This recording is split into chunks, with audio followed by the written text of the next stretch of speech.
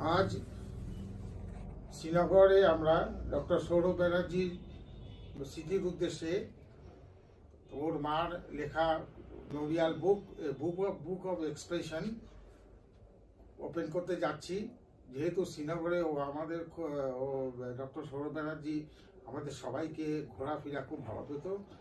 আমরা যেখানেই যাচ্ছি শ্রীনগর বেস্ট জায়গা ছিল, এই জন্য এখানে আমরা এটা আজকে ওপেন করছি।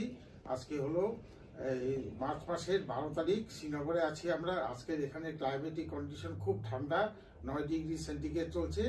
আমরা হোটেলের রুমের মধ্যে ডক্টর সৌরভ ব্যানার্জির মেমোরিয়াল এক্সপ্রেশন বুকটা ওপেন করতে যাচ্ছি এবং ওর মা ওইটাকে ওপেন করবে, যার নাম শিউলি ব্যানার্জি লেখা আছে বইয়ের মধ্যে, এবং বইয়ের মলাট এবং বইয়ের ভেতরে সবকিছুতে সূচিপত্র আছে। তা বিবরণগুলো আপনাদের পড়ে একটা মানুষের জীবনের যে এক্সপ্রেশনটা সেটাকে অনুভব করবার জন্য অনুরোধ থাকলাম। ধন্যবাদ। এই বইয়ের জন্য আমি অনুরোধ করছি বইটাকে ওপেন করবার জন্য। হাতে না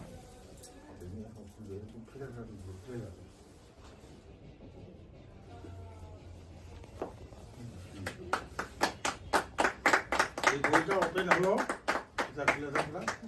আজকে 12ই মার্চ স্মরণীয় দিন হিসাবে এই বইটা আমরা আজকে শ্রীনগরে দাঁড়িয়ে লঞ্চ করলাম বা উদ্বোধন করলাম। একটা ছেলে আজকে জয় যদি আমাদের সাথে থাকতো আরো অনেক বেশি ভাবে আমরা আনন্দ করতাম, বাট আজকে ও নেই, কিন্তু ওর স্মৃতি সর্বক্ষণ আমাদের সাথে আছে।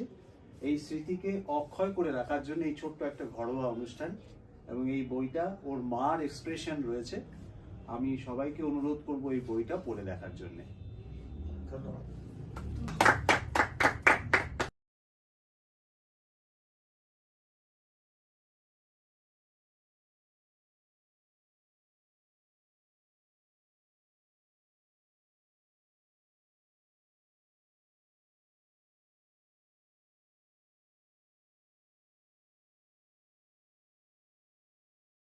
এই বইয়ের পেজে সব লেখা আছে।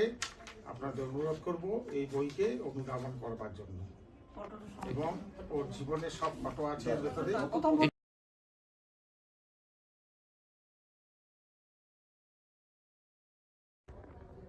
তো আবার আমরা সবাই করতালি দিয়ে সম্বর্ধনা জানাচ্ছি।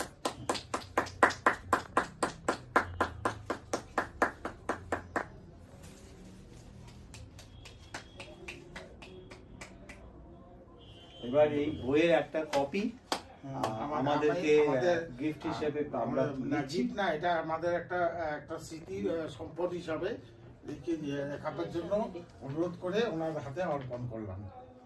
এটাকে দাও জয়ের সামনে রাখো বইটা। সময় আছি বাবা, আমি কিছু বলার ভাষা নেই, আমার ভাষা নাই বাবা।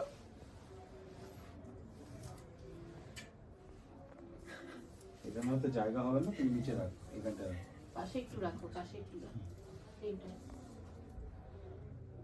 এইটা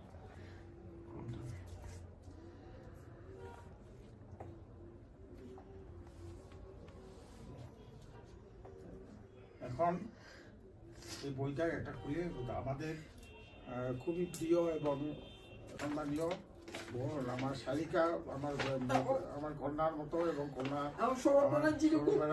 খুব প্রিয়, ওনাকে হাতে দিয়ে দিচ্ছি। এই অ্যাঙ্গেল থেকে